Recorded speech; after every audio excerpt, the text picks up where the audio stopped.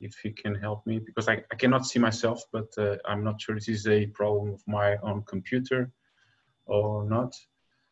So welcome to this sixth webinar of ISEG MBA.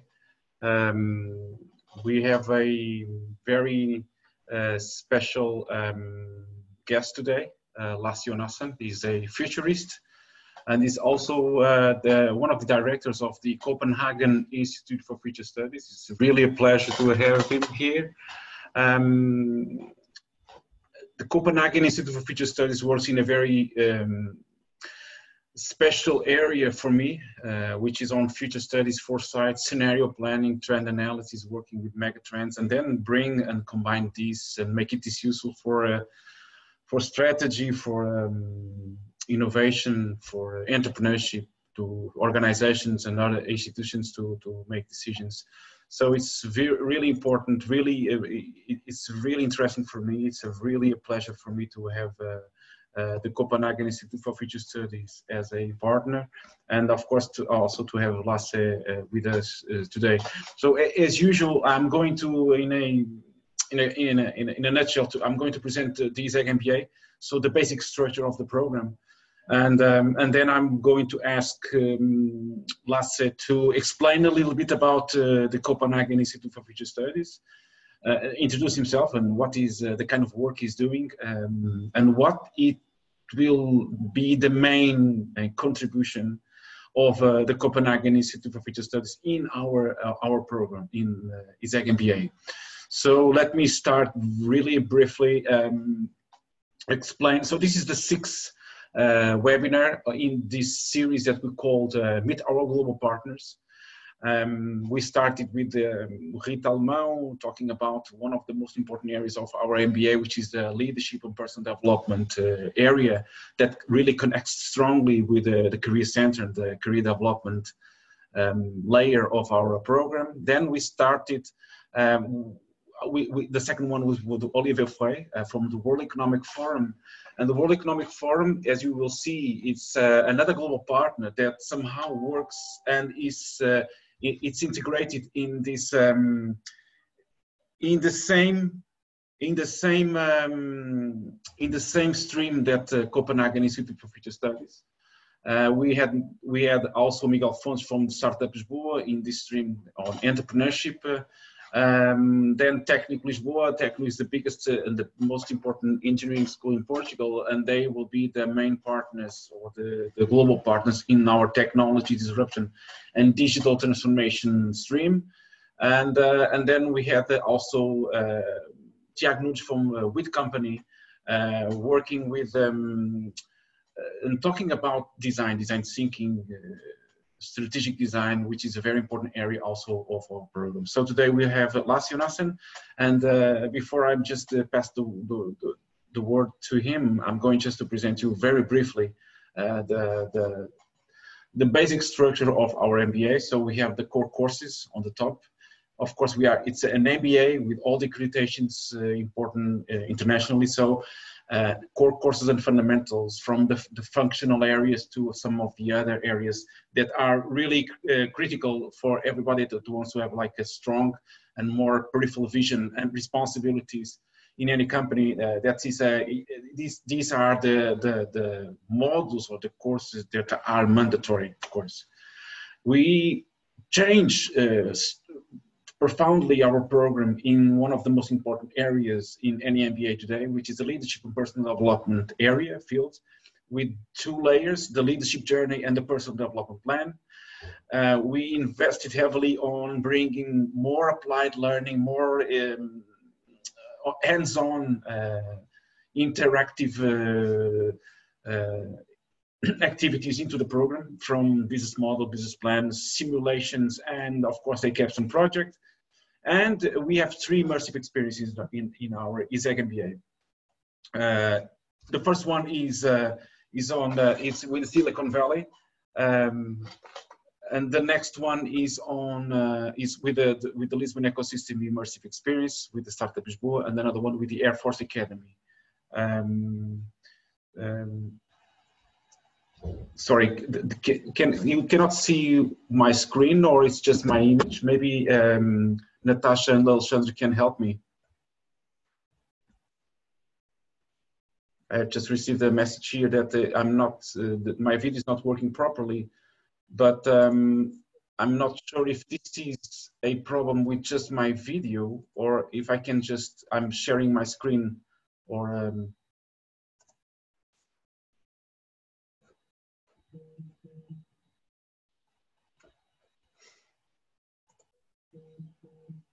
we do see your screen, Paolo, but you have... Oh, okay, that's perfect. So we don't see my face. It's the screen is much better than my face. Yeah. So I'm going to continue, and I'm going just to close this this part, and then I'm going to pass the word to Lasse. Okay, so basically we have these three immersive experiences, and the last part, which is the most important changes that we've made to the program.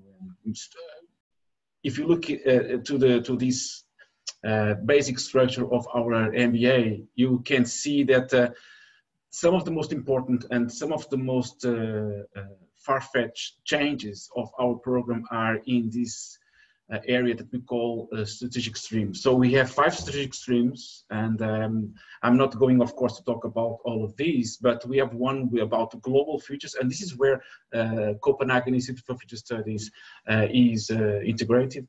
We have another one on the entrepreneurship and innovation, really important partnerships with the University of San Francisco and Certa Lisboa, design and agility that I already mentioned with company and another organization more about agility, and then technical, our biggest engineering school on everything that deals with technology, disruption, digital transformation, and the 5th stream, which is really important for us, everything that deals with sustainability, governance, and ethics.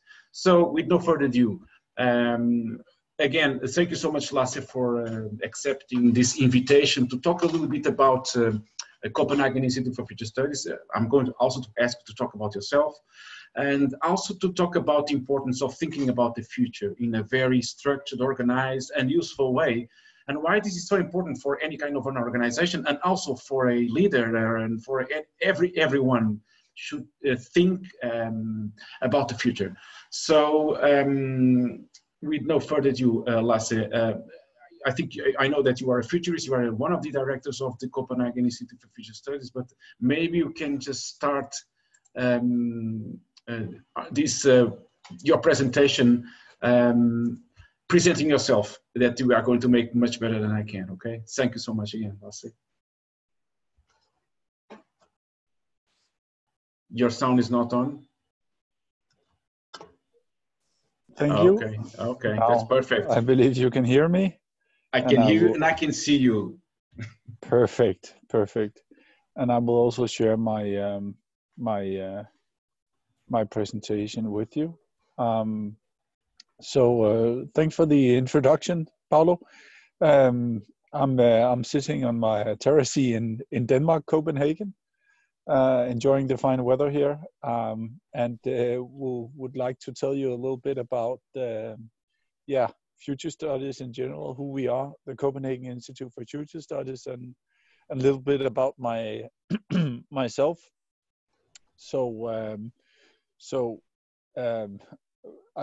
I prefer to start with actually explaining about the Copenhagen Institute for Future Studies. It's an independent think tank founded in 1969, 50 years ago. We turned 50 this year.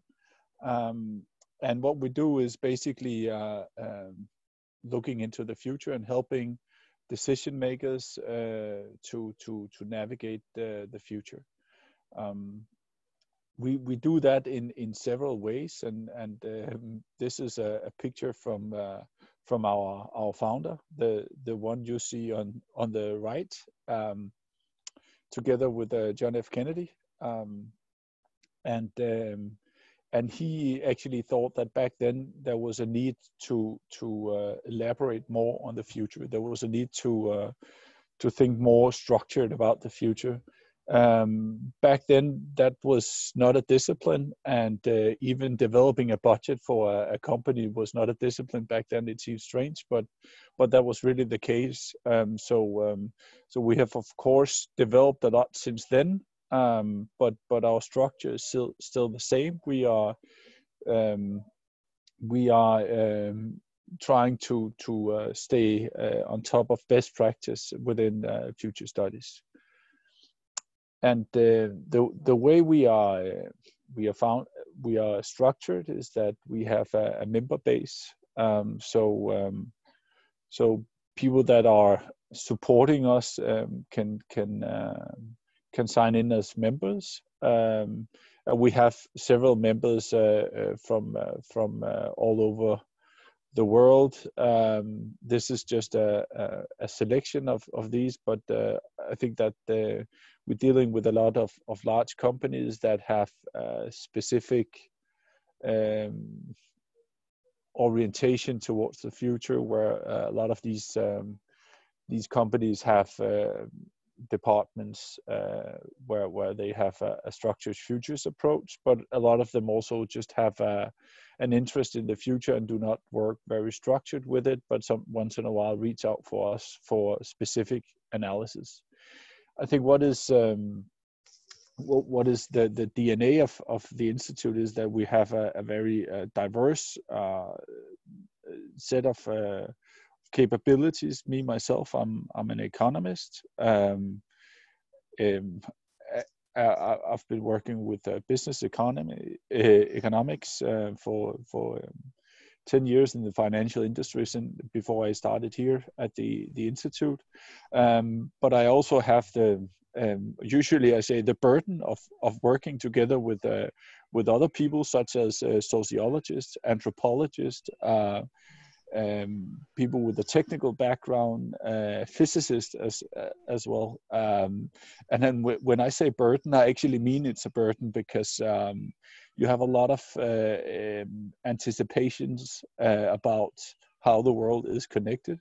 And when I come with my economic models and say that they are based on some assumptions, but let's just keep them steady and say that the assumptions such as people are acting rational and so forth, then the sociologist says stop, but they are not. But I say, come on, let's say they are, because otherwise my models doesn't work, none of them. And then we have quite a dialogue, and I think that's also the fun part about working with this diversity, because you realize that the nuances are so much greater than when I was working in the financial industry along with 10 other middle-aged men in blue-collar shirts. So that's what we do, and we do a lot of different deliveries. I have a few examples just in a minute. And where we work with strategic projects. Basically, we work with advisory services, and we do that on consultant basis. We also have, as I explained, the membership model, and where you can also access a lot of our publications, which we develop both for our members, and some of the publications we also deliver for free. And then we do presentations, courses, etc. Me myself, as I said, I have a business economics background, besides that, I'm just dad, have two wonderful kids and a wife, and I'm situated here in Copenhagen, where I'm actually also born. So that's quite boring. But a lot of additional stories comes up during my courses, I'm sure. I would actually like to begin with a very simple, structured, and tell a little bit about what is future studies, what it can do and what it cannot do. And I would like to do that by just showing you a simple illustration here. This is a drawing made in 1950, illustrating how the world will look like in 50 years. So a lot has passed since 1950, and actually also since 2000, but it very well illustrates what you can do and what you cannot do. and now this is not a very interactive media, so I cannot ask you questions, but I think if you elaborate a little bit about what you see here on the screen, what surprises you, what do you think is actually quite amazing that they knew already in 2000, and where you're maybe a little bit where they got it totally wrong. And most people would look at maybe the flat screen here on the left, the big windows, which was not really used back then because of focus on saving energy. We have a microwave oven. We have a helicopter. That's not very sci-fi even back then. But I think what is actually the most amazing is that she's sitting here Skyping with an iPad. Quite good catch in year 1950. What most people don't really see is maybe the family patterns. And I can tell you, when I get home from work, usually there's not 3 women in my kitchen. And if I come home and there are 3 women in the kitchen, I'm asked to leave because there's a reason for that. And also my dad, if he was smoking in front of the kids, he was the health issues he would be worried about would probably not be from the smoke, but more from my wife. And another comment is also where now this is US, and I I had a workshop series in US not a long time ago in the middle in the Midwest side, and the average BMI was not exactly as they predicted neither. So there's a couple of things here that I think is extremely important. It's our ability to predict the development of technology is quite good. There's a little bit on the timing because the iPad here was not available before, I think, 2007 or 9. So the timing can be difficult, but we have a quite good ability to predict what is coming. But the social patterns, the way we as humans develop around the technology, that is one, very often forgotten, and two, it's extremely difficult to predict, and three, that's actually what I say is the most important and impacting our society with the highest impact, because what they didn't predict here was that half of the population was starting on the actually working since then, and that has had some serious impact on the economy. So that's a little bit about what we can do and what we cannot do. Then this is a famous guy who has been working as one of the first really pioneers in the area, and what he said was the expert problem is that the more educated, the more narrow, and the more things you know about a specific area, the more difficulties you have in understanding what is happening in this field. You actually get this tunnel sight, and you look too much on the details instead of the big picture. And that's why I think that a broad societal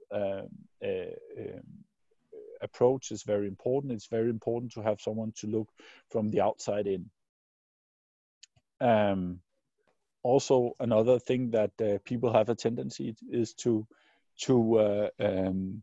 mix what they actually think is happening, or what they could imagine was happening, and what they hope is happening. And I think that is one of the largest biases we have when we are consulting big companies. They're actually more trying to fit the future into what they hope is happening than what they believe is happening. And that leads to the way we are actually approaching the future, because we typically split it into 4 or 3 different areas. You can be predictive, and say, this is what we think is happening. You very often do that as an economist and look at forecasts. Then you could be normative and say, this is what we hope is happening. A lot of policy think tanks and politicians as well is very normative, and we need both areas, but where we are focusing is on the explorative, and we say this is what could happen, and that is another approach, and that is where you typically are very humble about the understanding of some elements, and say we need to realize that it can go in several directions. So we are explorative, and let's see what happens if we go in one direction, what happens if we go in another direction. And that leads us to why we are actually working with scenarios, because very often we are in an uncertain future, and we have to develop a number of scenarios in order to improve our decision making. And this is also another way to look at the future, that very often you're working on with tactical decisions. It's a shorter time horizon, and with a lot less uncertainty, so much more certainty about what is happening around you. And in those cases, it's a different kind of decision making you need. But when you look 5 to 10 years ahead, the span of uncertainty becomes much greater, and then you really have to look for other ways of making decisions, because the level of uncertainty is increasing. Now there are a time horizon put on this scale on the x-axis, but it's actually less about the exact time horizon. It's more about how uncertain the exact environment you're looking into is. I remember discussing this with some of the blockchain people. They said that more than 3 months ahead, everything was completely unpredictable. And I think that especially these times we are navigating in extreme uncertainty. And that's also what this illustration is about, that the only constant is change. And I think that a lot of researchers, scientists agree that we actually see an acceleration of change, an acceleration of complexity in the environment. That means that the uncertainty is increasing, and suddenly our old way of making decisions is becoming obsolete, meaning that we need to embrace new ways of thinking, new ways of making decisions. And that's where I think that the discipline of future studies is becoming more and more relevant and becoming more and more useful, even on shorter time horizons. And this is actually a good friend of you, Paolo, who's made this research, René Warbeck, who's made a huge study over several years, where they actually managed to show that the profitability among companies that are working structured with futures studies is much higher. And I think a rhetorical question that I love to ask people is that how much time are you using on tracking historical numbers and looking into historical data, and how much time are you actually spending understanding the future? Yeah. And a lot of companies would say that we have dedicated departments looking at all the historical numbers, but we have 1 or 2 people looking structured at the future. I totally agree with you, Lasse. Just one issue, which is we need this kind of studies in order to understand the impact and the capability of corporate foresight to have an impact and make a difference on organizations, right? Yeah. We definitely do that, and it is a very difficult area to conduct research within. I mean, I usually try to compare it with the research within strategy as a whole, and say, how many studies do you know where you can prove that this strategy is providing higher profitability than this one? And this is a moving target, because once it's proven that this strategy is a better better methodology, people will adapt to that strategy, and that will change the whole market. So so it's a moving target, and it's human behavior, and we all adjust to the realities. And So, Lasse, I believe that you are going to talk about this, but the possibility of teaching the future studies and the strategic foresight, the basic concepts, and most importantly, not only the tools and the methods, but the kind of a frameworks that people and organizations can really put in place to make a difference. That's something that you should, you can learn, you can get more out of these kind of approaches. And this is why we also have the Copenhagen in our program. So maybe I believe that we are going to talk about your approach to the future. Yeah, exactly. So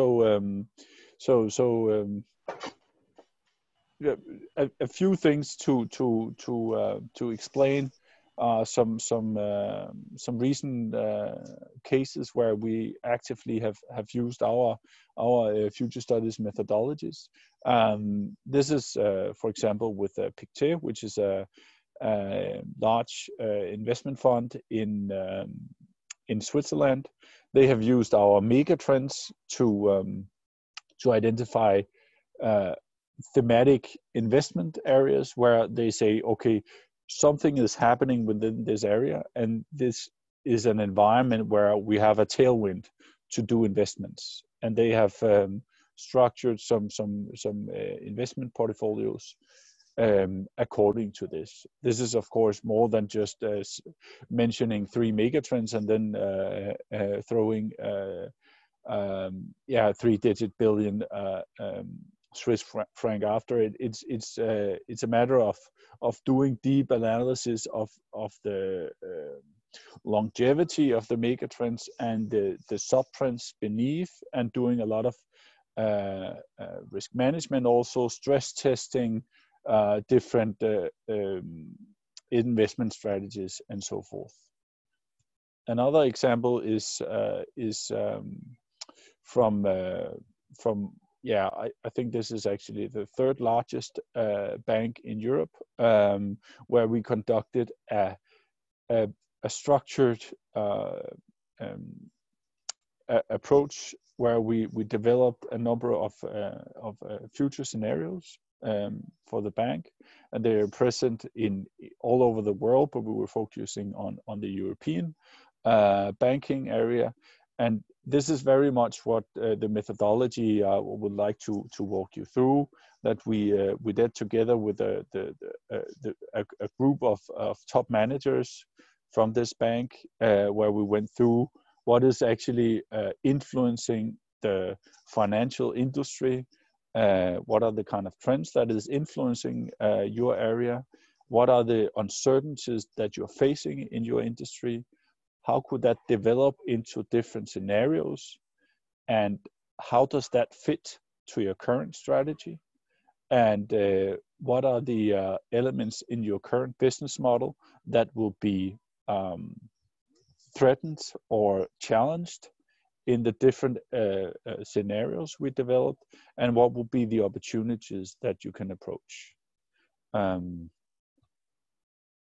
Another example, this is actually for Toyota. It's 2 years old, so we're allowed to mention it as a customer, and we help them doing an assessment of the readiness level in a number of European cities with regards to new mobility solutions. So this was also very much it's very different from what I just mentioned with the scenario methodology, but it was a deep analysis of different trends influencing the potential customer behavior in a number of European cities, together with something that you are actually can be much easier to predict, which is large infrastructure projects, and then on top of that, the technological development, which is not specific for each city, but more a global phenomenon. Yeah, that was the examples and a little bit about why future studies actually provide value. Now I would like to tell you a little bit about our framework and what we would like to walk you through on the course. And this is a way too busy slide, I have to admit that, but it's a try to explain everything in one slide. We start from the outside saying we have a number of megatrends that is influencing the world on what we call the contextual environment. We do an analysis of how is these megatrends affecting the pestle framework.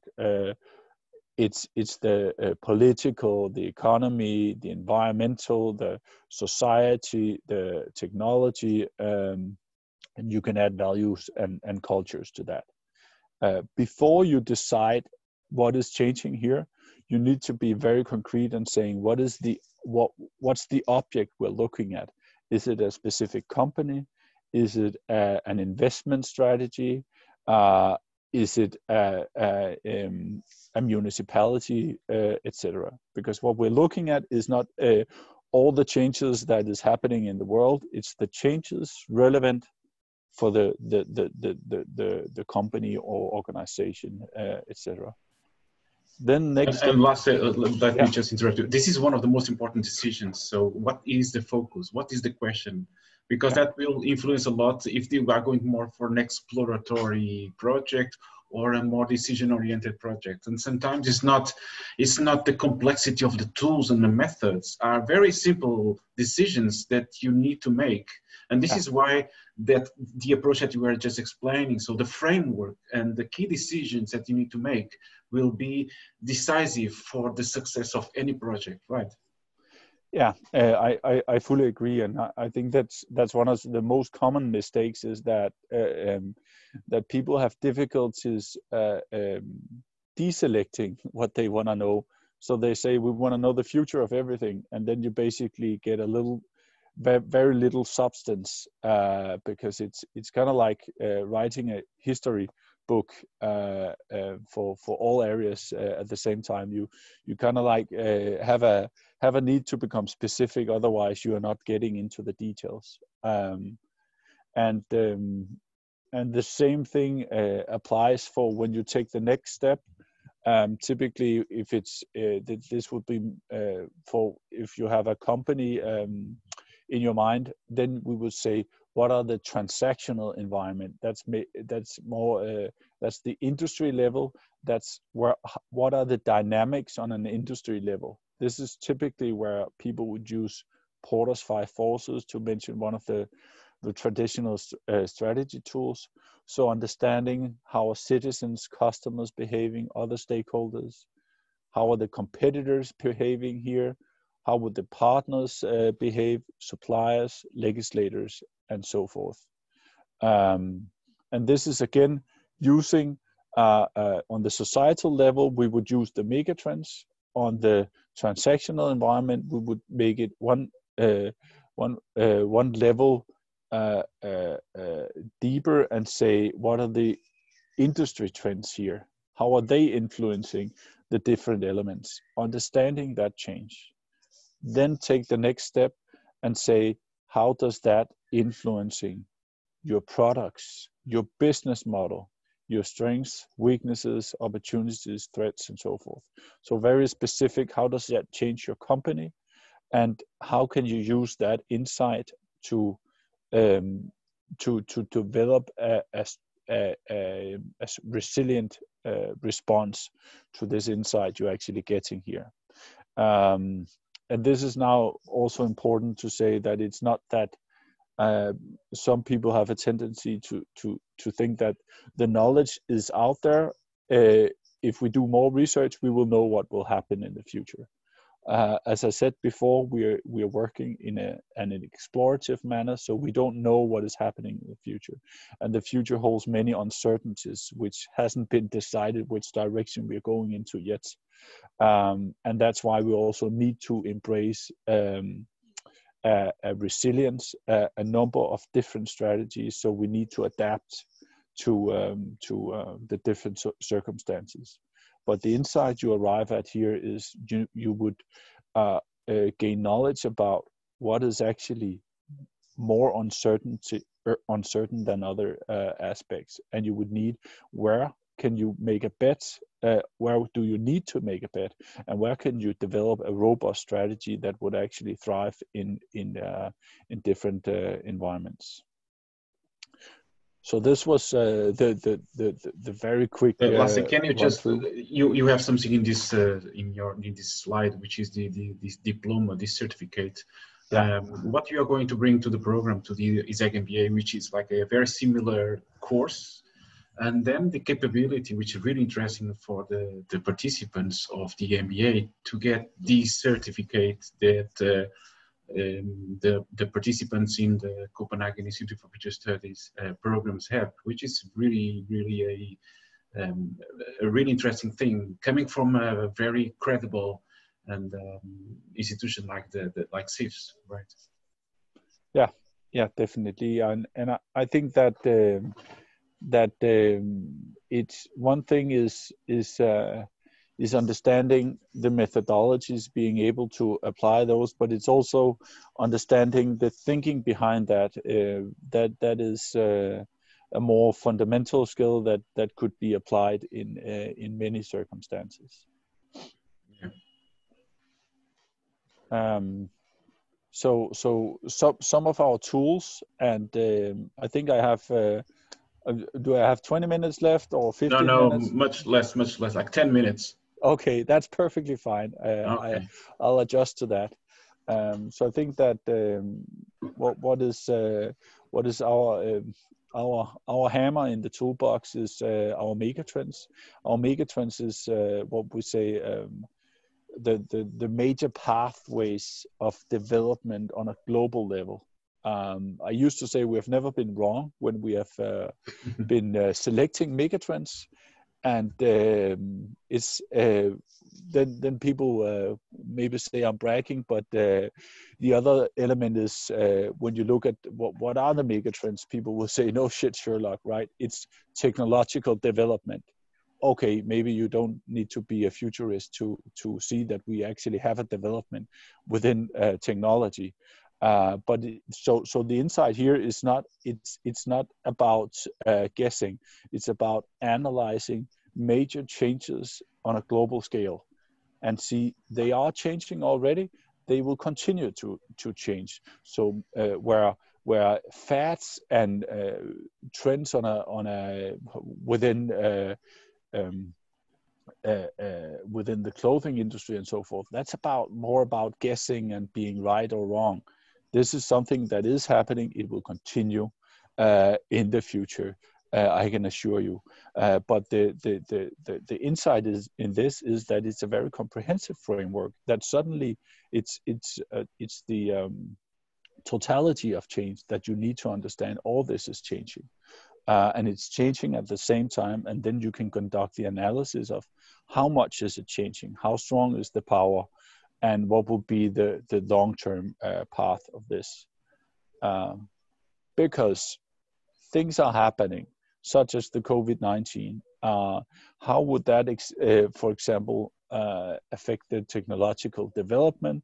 If we look at the development of one of my interests has been looking into the blockchain environment, the solutions here. Suddenly, the virus could spread through cash. So would that actually make a push into the cryptocurrency market? What will happen here? Globalization. How would that be affected by us suddenly realize that the global supply chains are much more fragile than we anticipated? How will people adjust to that, and so forth? So that's where you can put an additional layer on top of the global megatrends. This is sorry, Lasse. This slide I've used a slide that you came up with. It's a bit more simple, not so many megatrends, but a megatrend usually is it's interesting, but it's not surprising. So you know more or less some of these global megatrends. You can somehow recognize them. You cannot, but you need to go deeper. Yeah. And you need to make a zoom in. So it's really interesting the way that you can use a megatrend, make the zoom in or a deep dive, and then explore implications, options, and the way that you are doing these with this very illustrative example that you are presenting is so powerful, and you can see the potential of doing very simple stuff with basic concepts like megatrends, and bring some kind of insights and some kind of value added to your at least your strategic reflection and thinking. Yeah, exactly. Amazing. Exactly.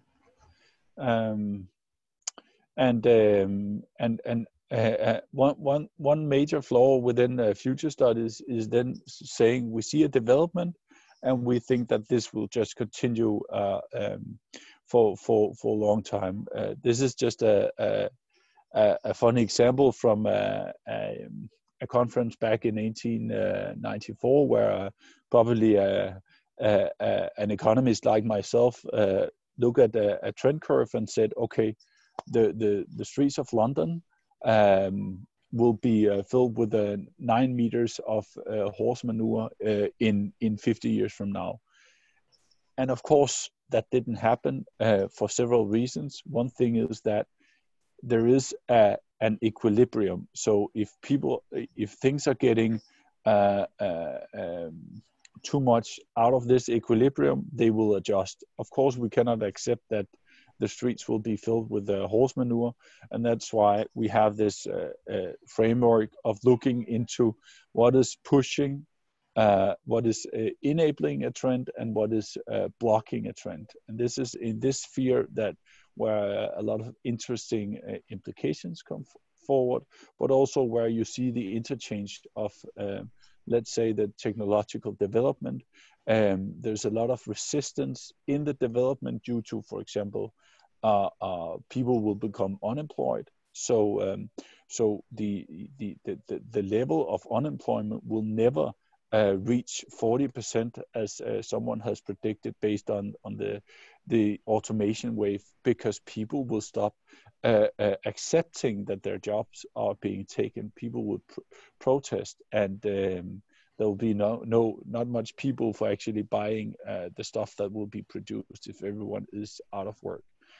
So this is some of the dynamics that we will develop, dig into, and understanding these dynamics, because that's where when we look at the long-term future, we have to accept that there is an equilibrium. A society needs to work and function, and pushing things in one direction will meet a pushback in other directions.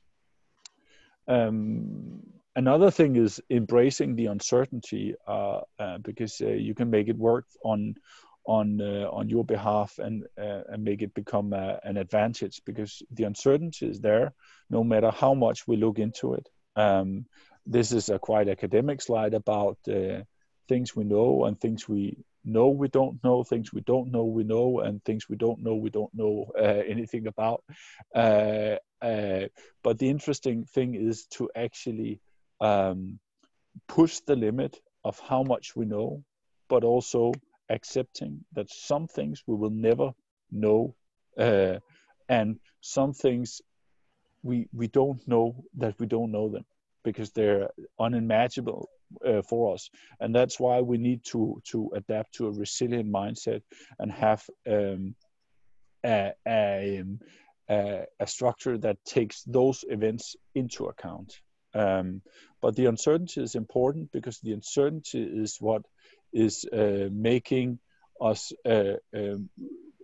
possibly move into different scenarios. And that's what the course is very much about, developing these scenarios.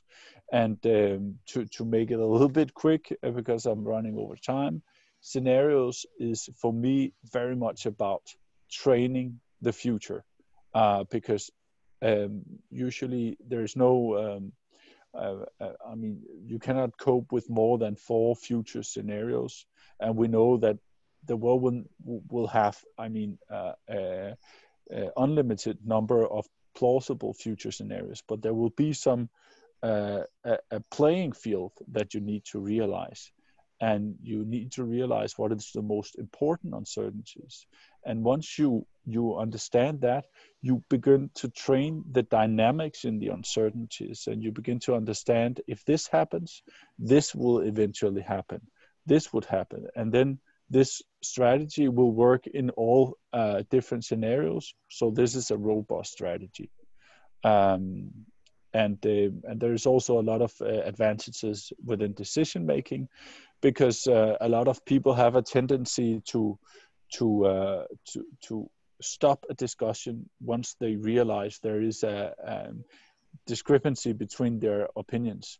So if I say there will be autonomous vehicles in 2030, and Paulo, you say, no, I don't believe so, we will stop discussing what will happen if we will have autonomous vehicles. We will keep on discussing if they come or not. If we have scenarios, we will say, okay, let's explore what will happen if we have autonomous vehicles. Then let's explore what will happen if we don't. And let's see what is the development path. And that will give you some insight and have a much more structured dialogue than otherwise. Yes.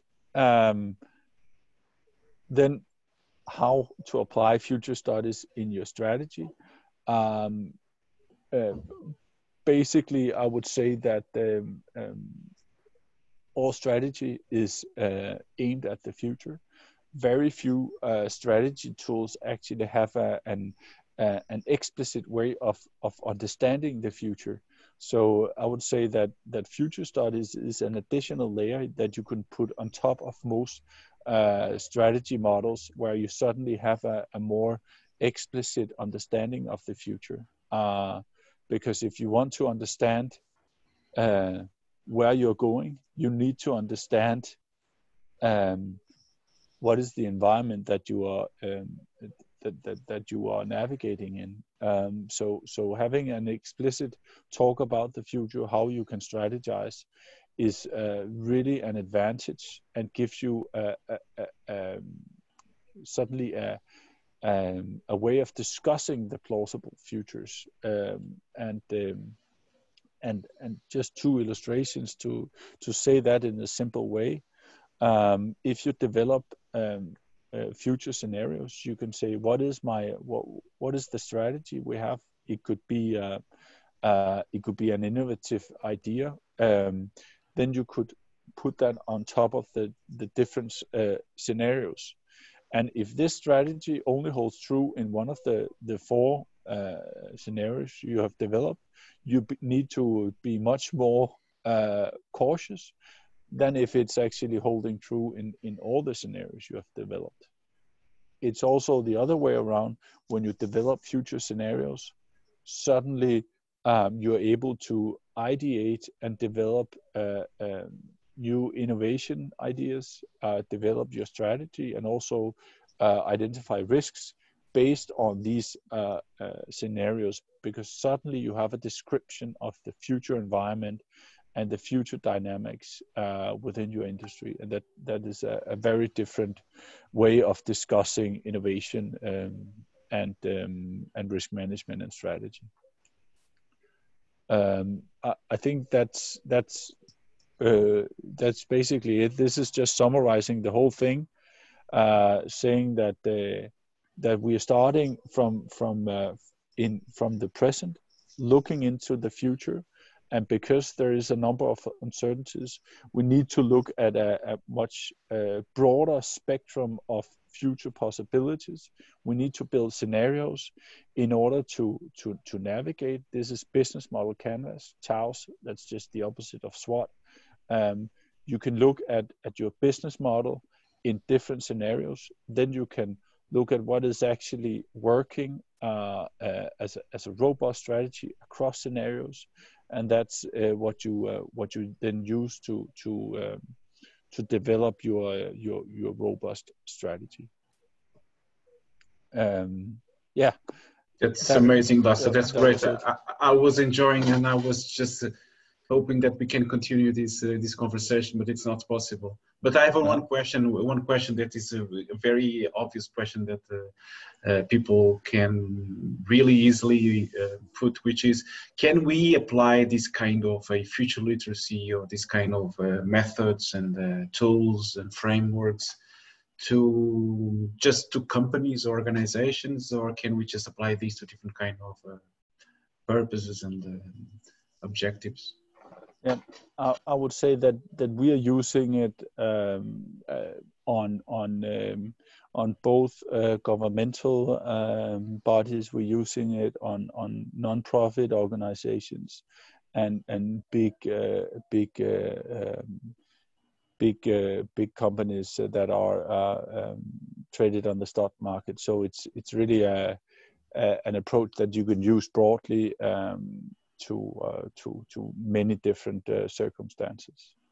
This is something that you should have on your skill set and your toolbox, because at least it's really, I believe that it's our both opinion that this is something that you should learn, because you can learn this kind of language, this kind of concept, this kind of tools and methods. And it's also really interesting that future thinking, at least this is what we try to bring to the program, which is a couple of languages and types of thinking that we are not so used to. And it's really important for us to at least to try to embrace and try to learn. And one is the future thinking, another one is exponential thinking, another one is systemic thinking, and you somehow at SIFS you try to combine these also with this creativity in a very acceleration environment that we are living with, right? Yeah, definitely. So it's I think that for a while we were speaking about reducing complexity, but I think it's actually also about embracing the complexity and accept that the world is complex, and you need to have some structured methodologies in order to understand the complexity and allow decision making, because I think that for most parties the biggest threat to decision making is uncertainty.